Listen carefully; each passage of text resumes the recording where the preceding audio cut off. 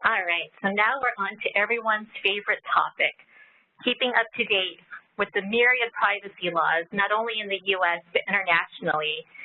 And then on top of that, trying to figure out how you need to update all of your vendor agreements to comply with those laws. Not an easy task. As many of you know, there are dozens, if not hundreds, of privacy laws. In the U.S., we have federal and state laws that are constantly being updated. In Asia, there are lots of new laws that are being introduced. And in the EU, is there anything going on in the EU right now? Just a few things. Just a few. Not only is the GDPR coming into play in just a few days, there's more laws in the EU coming up, not just the GDPR. So I'm Shen. I'm a partner in the Chicago office, and this is what I looked like before the GDPR. And I'm joined by my colleagues Shen and Oliver Yaros, and we will be providing a high-level overview of some of the key developments in privacy laws, and also what you need to do to update your vendor agreements to comply. Specifically, I will be covering some developments in the United States. Chi will be covering some of the key developments in Asia. Oliver will be covering some of the developments in the EU. And then finally, I will also provide a comparison of some of the data breach notification requirements in the various countries. So let's get started. First, the US. So the biggest development we have in the United States is finally all 50 states have data breach notification laws. The last stragglers were New Mexico, South Dakota, and Alabama. South Dakota's law is going to be effective in July, and Alabama's law will became effective just a few days ago. And based on these new laws, and also recent updates and amendments to existing laws, we're starting to see a few trends. First trend is with the scope of these data protection laws. So initially, data protection laws tended to cover personal data that would make an individual at risk for identity theft. Social security numbers, financial account information, and even credit card information.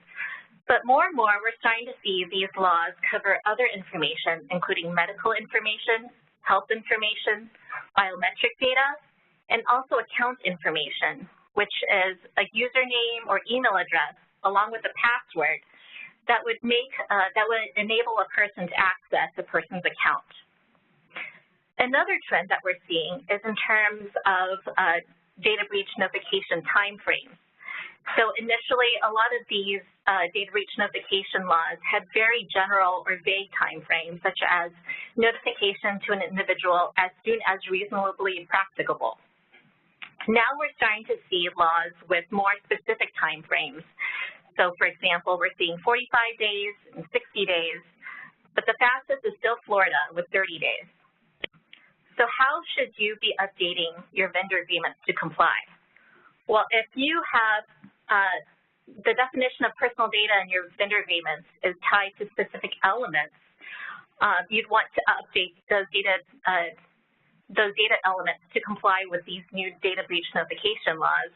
Or even better, generally reference any data that's protected by data breach notification laws generally. And if you have vague notification timeframes right now for your processors to notify you in the event of a data breach, you'd want to put in more specific timeframes, such as 24 hours or 48 hours, or sooner as required by data breach notification laws. Another trend that we're seeing in state laws is laws that are covering the use and collection of biometric data.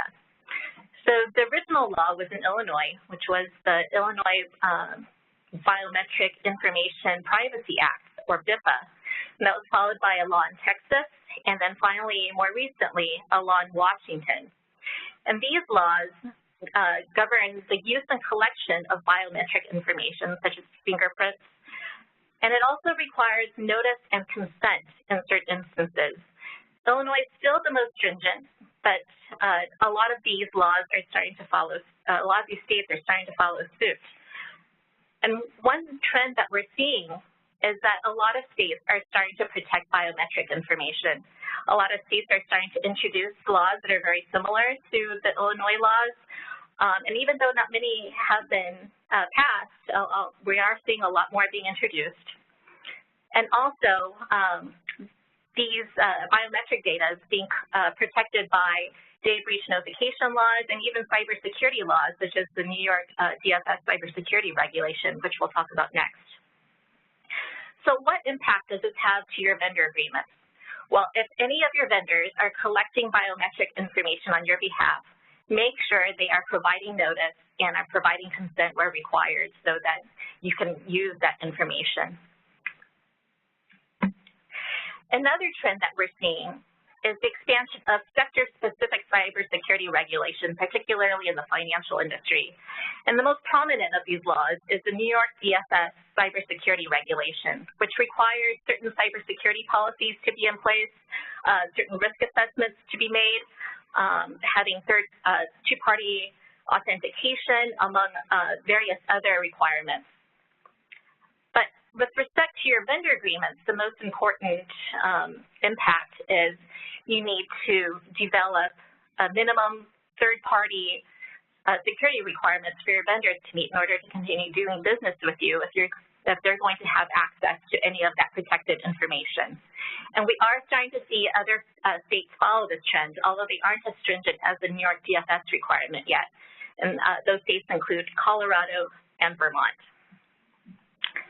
With that, I'll turn it over to Chi, who's going to talk about developments in the APAC region. Thank you. Before we start on the developments in the past year or so in the APAC region, I think it's important to set the scene. So first of all, the APAC region is a very diverse. You have first world economies all the way down to third world. Levels of technical developments are different. So in terms of any generalizations, it is only that, and it's hard to have an overall statement for all of the APAC region. One interesting development there is there's this technical generation skipping. So many people in the APAC region, the first time they're seeing the internet is through a mobile device. Unlike the rest of us in the West, where we grow up with the internet through the computer and now through the internet and now through mobile devices, this skipping of generation gives a new view on how to provide privacy and data protection. In that sense, 10 years ago, the privacy laws in APAC in general is very lacking, but they're trying to catch up, and they're catching up fast because they have to deal with these issues as the fintech development and the technology is starting to catch up. The biggest development in the last year is probably the coming into effect of China's Cybersecurity Law. It came into effect in June 1st, and it is already starting to be enforced. Currently, the enforcement actions have been limited to Chinese entities and have to do with data, with enforcement of content that's being posted on boards and social media. So the law covers government entities, operators of critical information infrastructure, as well as network operators. Critical information infrastructure is defined as infrastructure that impacts national security or is important to the nation of China. It's a vague term, and I think it's meant to be that. Whereas network operators are, you can pretty much think of it as anyone that operates the IT system or a system of computers in China will qualify as a network operator. One of the big issues that the cybersecurity law introduces is the data localization requirement. So cross-border transfer of personal information and important data will require a security assessment. The law is high-level and vague. It's going to be supplemented by regulations and standards that's going to come into force in the near future. Some of those regulations I've listed here. There's the measures for the security assessment of cross-border transfer of personal information and important data, and the original name in Chinese is just as boring. There's also the assessment guideline for security assessment of cross-border data transfer, and there's the regulation for security protection of the critical information infrastructure. These are all only in draft forms right now, but reviewing the draft form, we can make some general statements about what kind of effect they will have. The measures for security assessment is going to expand the data localization requirement to network operators explicitly. In the original Cybersecurity Law, it was not explicit whether data operators will be covered by the data localization. It appears they definitely will be after the measures for security assessment comes out. The assessment guidelines for security assessment provide some clarification on some important details, including what is meant by cross-border transfer. So if you think you can store data in China and just remotely access, that's considered transfer. Even maintenance of your systems from a remote location will be considered transfer of personal data. Finally, the regulations for security protection of the critical information infrastructure will likely broaden the scope of what is covered under critical infrastructure. It will name specific categories of activities that's going to be considered critical infrastructure. And finally, this has already been passed. This year, they passed the Personal Information Security Specifications. Now, this is actually not a binding law. However, these standards are used by regulators when they're enforcing laws to see it is important to see whether you have been complying, you've been reasonable with complying with security standards. The good news here is if you've been following privacy guidelines from other countries, the Personal Information Security Specification largely follows the OECD, and it has a similar concept such as obtaining consent, transparency, limited use of personal data. So it will not require much change in terms of your collection and use of personal information. Moving on from China, Australia recently passed the Privacy Amendment Act of 2017. This establishes a mandatory data breach notification scheme, and it applies to eligible breaches, which means breaches involving personal information that are likely to result in serious harm. And meanwhile, across the rest of APAC, we have Singapore that passed a new cybersecurity law that's going to establish actually a licensing standard for cybersecurity service providers. I like the idea that there's going to be a similar thing like for lawyers, but for cybersecurity providers. In Vietnam, they have proposed a draft bill of cybersecurity law, and that will also likely include data localization requirements. The scope of data localization is still to be determined. And in Thailand, there's also a draft bill proposed last year that will give the government very broad rights over private entities. So as a whole, as I said, the APAC region is moving rapidly towards more regulation in this area. And I think there are two impetus behind this. One is to match the EU GDPR regime to be considered an approved country, which will allow for commercial relationships with EU. On the other hand, there's also this strain where you're protecting national interests, so in a similar vein as in China, in Vietnam, in Thailand. Thanks very much. So I'm Oliver Yaros. I'm a partner in Mayer Brown's London office, and I'm now going to talk about developments in the European Union. And I think when you're thinking about data privacy and thinking about vendor agreements, there are really three main changes which are important to bear in mind. The first is a little-known law called the General Data Protection Regulation, which hopefully some of you have heard about, which is coming into force on the 25th of May, so just under 20 days' time. But there's also another law called the Network and Information Systems Directive, which is actually coming into force tomorrow. And that's actually slipped under the radar for a number of organisations, and I'll talk about that as well in a moment.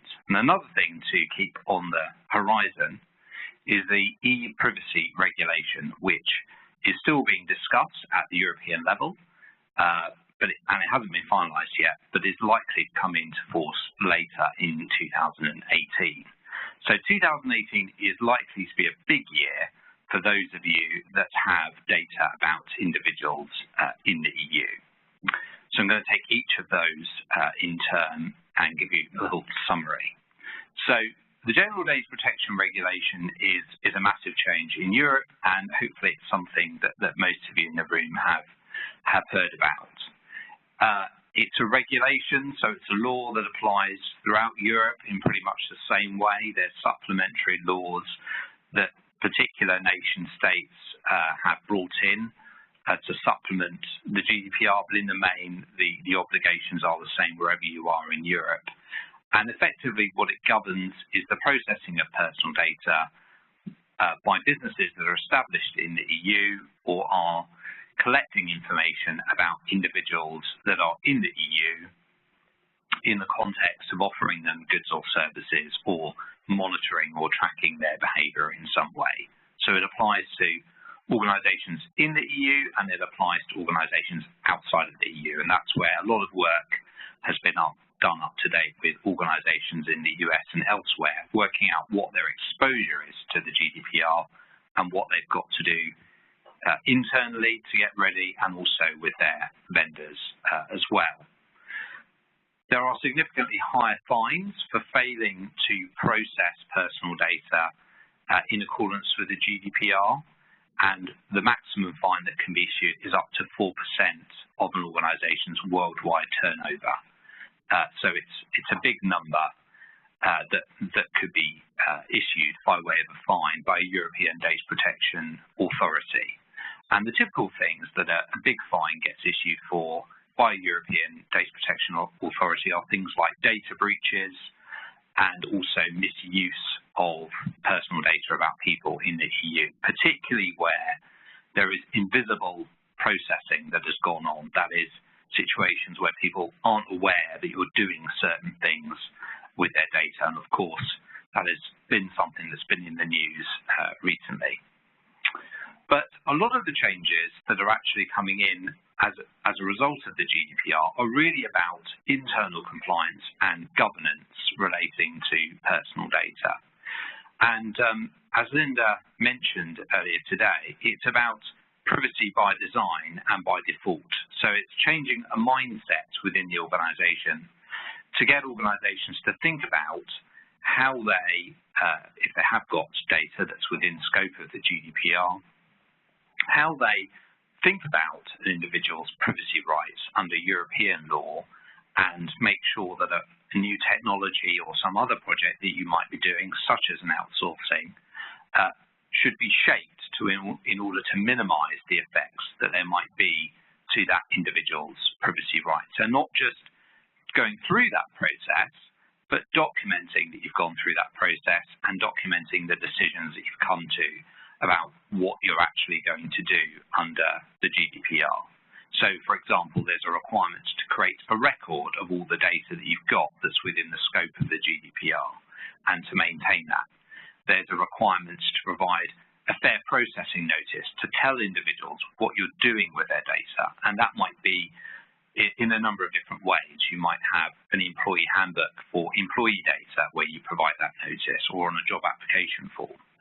There might be information you have to provide on your website where you're collecting data from individuals via your website, for example. There may also be data that you've got on client contacts and supplier contacts in your CRM system, and you need to find a way of providing that information there. So it touches a lot of points there. There's also further activities you have to do depending on what kind of processing you might be doing. So if an organisation is doing something that is regarded as being high risk, such as processing large amounts of sensitive personal data like health data or sexual orientation data or race data or political affiliation data, or if they're conducting data matching or data combining or enriching data sets, or invisible processing, or tracking, profiling an individual or group of individuals, those activities may require an impact assessment to be done in accordance with the GDPR requirements. Finally, there are requirements that you have to impose on the service providers that you use that might be processing personal data that's within the scope of the GDPR, and we'll come on to that in a moment. Just wanted to spend some time on the NIS Directive, which, as I mentioned, is coming into force tomorrow. So congratulations to them. The NIS Directive is a directive which means that it has to be implemented by each European member state. So there is going to be national law that each nation has to pass in the EU to bring this in. The UK actually passed their national law in April, and I'm not sure about the entire status of all the European member states. That is something that they're going to have to do by tomorrow. What the NIS Directive is really focused on is the protection of systems that are critical to individuals in a nation state. So there are operators of essential services, and there are digital service providers that are within scope of this NIS Directive, and they are required to implement minimum standards of security, not just to protect the data that they've got, but also to ensure the continuity of the services that they provide. So examples of operators of essential services include organizations involved in energy, transport, financial services, water, and so on.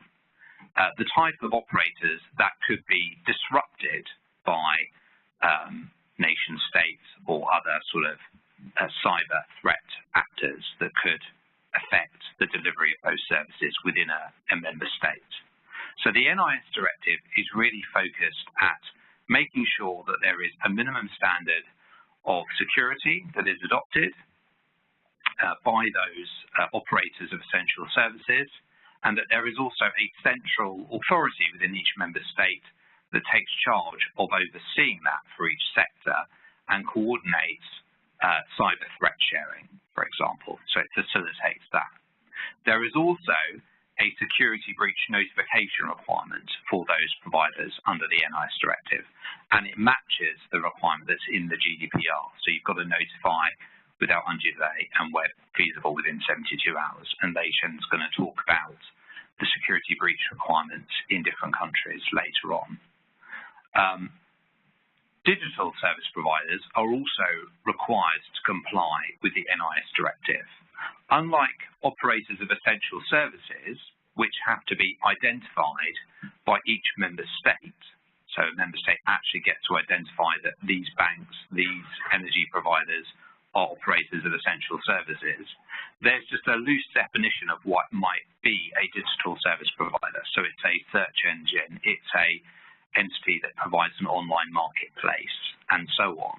It may well be that the service providers that you're dealing with, particularly in a cloud computing context, will be digital service providers. It may be that you are actually providing a service to your customers, and you might be a digital service provider under the NIS Directive. Where that is the case, these minimum standards of security have to be adopted, and the security breach requirements need to be thought about as well. They're slightly different from the GDPR in terms of the threshold that triggers a notification, and it's worth considering that. There's a very similar level of fine that could be issued for non-compliance. So again, it's 4% of worldwide turnover is the maximum fine, but each member state can vary that. And actually in the UK, they set it at a maximum of 20 million euros rather than a 4% figure. Finally, there is the EPrivacy Regulation. Now, as I said, this hasn't actually come into force yet. It's still being discussed at the European level. What this really relates to is two different things. It relates to the use of cookies and other tracking technologies that operators of websites and other technologies such as apps may use. An operator may set a cookie from a website, or they might use other tracking technologies to see how their website is being used or an app is being used to build up profiles of individuals and also to conduct marketing, for example. That's one thing that it covers. The other thing that it covers is the sending of unsolicited marketing communications and when that can actually be conducted. And it covers it in the electronic space. So it's things like emails, it's things like SMS messages, and so on. It may also cover things like banners that have that respond to the way in which you use a website, or pop-ups or other things like that. Effectively, what the EPrivacy Regulation does, or is going to do, is tweak the laws that are already in force. So there is a requirement under existing law to get people to opt in, that is to consent, to receive unsolicited marketing communications. And that is where you are targeting or offering or communicating with people in the EU. So where you're providing a website that people in the EU can access, and you're offering them goods or services via that website, you need to be thinking about the laws that might apply to cookies and other tracking technologies you might be deploying by that website or app. You also need to be thinking about how you make sure that the individuals opt in to receive any unsolicited marketing communications you might want to send to them. What the EPrivacy Regulation will do is expand the scope of that. So it will not just cover business-to-consumer communications, but also business-to-business communications. So businesses will have to opt in to receive marketing communications from you. And it will also reduce the situation in where you can actually do that communication on an opt-out basis rather than an opt-in. So someone, under the current law, if someone now gets in touch with you and asks for a quote for a particular service, you can then send them unsolicited marketing communications unless they opt out. But going forward, they would still have to opt in to receive those further communications after you provide the initial quote. So it's worth seeing how that law develops. It's not final, but that is something that is on the horizon as well.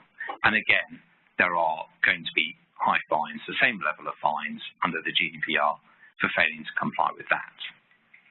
So what are the implications for the agreements you might have with vendors? Well, there are a number of requirements as far as the GDPR is concerned. You've got to have specific contractual controls about security, notification of security breaches, use of subcontractors, audit rights, for example. In the other areas, for the NIS Directive, one thing to look at carefully is whether your service providers might be digital service providers, or whether you yourself might be a digital service provider in some contexts, and are the appropriate security measures going to be taken in that relationship, and will the security notification obligations be complied with as well. As far as the EPrivacy Regulation is concerned, what you need to be thinking about in advance of that is, are you actually getting information about people in Europe via your websites, via your apps? How are you sending communications to them for marketing purposes? How are you sharing that with third parties, for example, for lead generation purposes, for enriching the data you already have? And how are you going to comply with the new requirements that might come into that area? So that's a very sort of high-level summary of the changes there. Now I'm going to hand over to Lei for a comparison of the data breach notification laws. Thanks, Oliver. So I'll provide a quick overview of some of the data breach notification requirements in the United States under the GDPR and under the new laws that she mentioned in Australia and in China. So first, in terms of scope, the United States actually has the most narrow scope for the data breach notification laws. As I mentioned earlier, the scope tends to focus on information that would put an individual at risk for identity theft. Although, again, this is now being expanded to include additional information such as medical information or account information. Meanwhile, in the EU, Australia, and China, this is much broader and covers all personal data subject to a risk analysis. Similarly, in the United States, the scope tends to be limited to information that's in electronic format, whereas although there are a few laws that cover personal data that's in paper format. Whereas under the EU, Australia, and Chinese laws, these are, it covers all personal data, not just that in electronic form. With respect to a definition of a breach, the United States, again, has a much narrower scope than what's covered under the EU and the other countries. In the United States, the definition of a breach tends to be limited to an unauthorized access or acquisition of personal data. As you can see up on the slide, the GDPR has a much broader definition. Similarly, with Australia, encompasses a lot more breach scenarios. And then China, this one deals with negative impact on society. So that one's in a league of its own. With respect to notification timeframes, in the United States, we have notification timeframes for both controllers or the owners of the data and processors or vendors. So the fastest notification timeframe we currently have for a controller is 30 days, which is Florida. And many of you may not know that under these data breach notification laws, the processor is actually required to notify data controller within a certain time frame as well. And the fastest time frame we currently have is 24 hours, which is Georgia.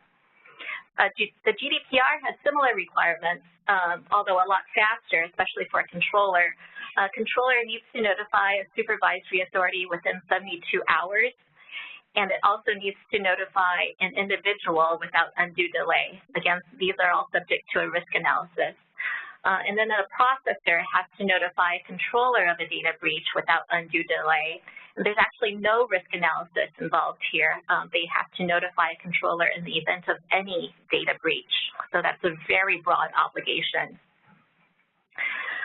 In Australia, you have to carry out a risk assessment within 30 days. So as many of you know who've gone through a security incident, 30 days might be pretty limiting for you to determine whether a security incident has actually occurred.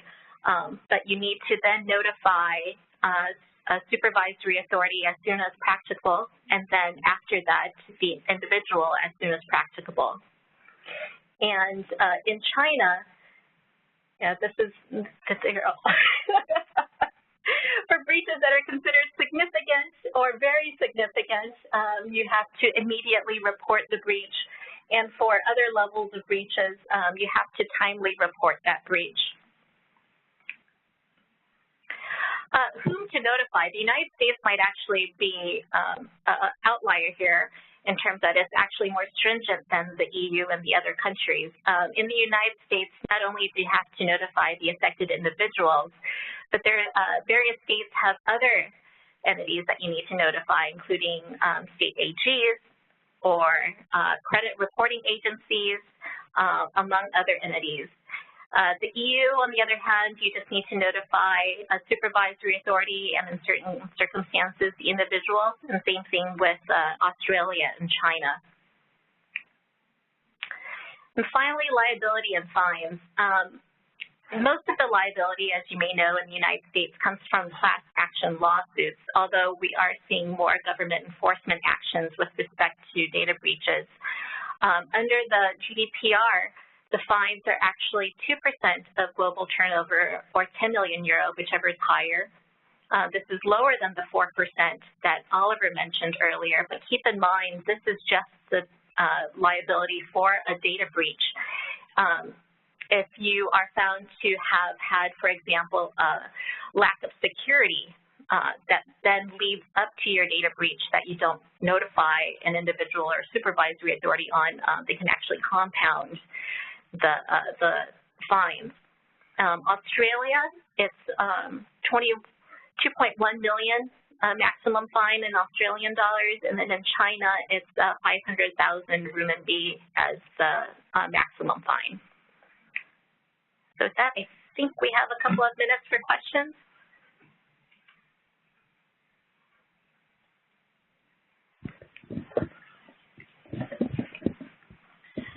Hi, I'm just curious on what you all think, particularly in the EU, the regulators will actually do, if you have any sensitivity or any perspectives on that.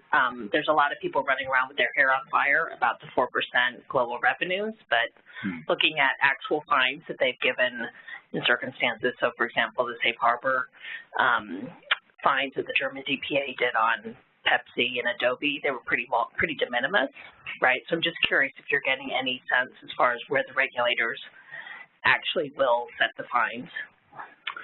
So I think although the GDPR is relatively uniform throughout Europe, you still have the individual European data protection authorities for each country. And I think their appetite for fines is quite different depending on which country you're talking about. So I think we're going to continue to see a fragmented approach to the level of fines that might be issued. I still think that for security breaches, that's where the biggest fines are going to be there, particularly where it is, as Leigh said, compounded by a failure within the organisation to take the appropriate security measures. If you look at the UK, the maximum fine that has been issued was £400,000 for a security breach by a telco. It's about £100,000 short of the maximum fine they could have issued, and they have never reached the maximum fine level. Obviously, 4% of worldwide turnover is a completely different ballgame as far as the existing level of fines are concerned. So I think we're going to see a relatively steady escalation to the highest level of fines that could be issued over the next few years. There will be a few entities that European authorities will have in their sights for higher level of fines, but I think we're still going to be testing the waters for a few years yet. Oliver, sorry.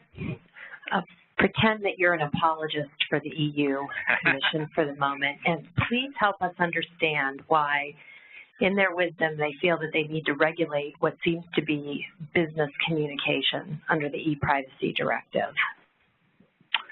That's a good question. At the moment, it is just a proposal, so it's not certain that that is actually going to make its way into the draft. It may be because actually, when it comes down to it, privacy in the EU is thought about as a human right, as a fundamental human right. It's not a commodity that can be traded. It is a right that you have to balance whether what you're doing is okay or is actually an infringement of that right. And I think the EU sees B2B communications, particularly where it is communications between individuals and organisations, as being an extension of the existing privacy issues that there are in place. And perhaps that is why they're taking that line. As I said, it's not clear if it's going to make it into the final regulation, and we'll just have to wait and see on that. But you can see there's been a steady progress towards an expansion of scope as far as European privacy law is concerned over the last 20 plus years. And I think we're going to continue to see that, and this is a very good example of that. Oliver, with Brexit on the horizon, has the UK enacted GDPR in a way that will survive it actually leaving the EU, or will we start over then? So the British government is passing a bill through the Houses of Parliament called the, unsurprisingly, Data Protection Bill. Seeing as the existing law is called Data Protection Act, they thought they'd give it the same name. They are passing a law which will be in place, should be in place before the 25th of May, that will make sure that the GDPR is in effect retained after Brexit. The interesting thing about this law is that there's a prohibition on transferring personal data outside of the EU under the GDPR. Under the bill, once we leave the EU, that restriction for data leaving the UK is going to be to other European countries as well, unless those European countries are deemed to be adequate by the UK and the EU deems the UK to be adequate for those cross-border transfers. So that's going to be a very interesting change, that there could be restrictions on transfers in and out of the UK from Europe after Brexit, unless things are resolved as part of the Brexit negotiations. don't think we have any time for further questions. Thank you very much.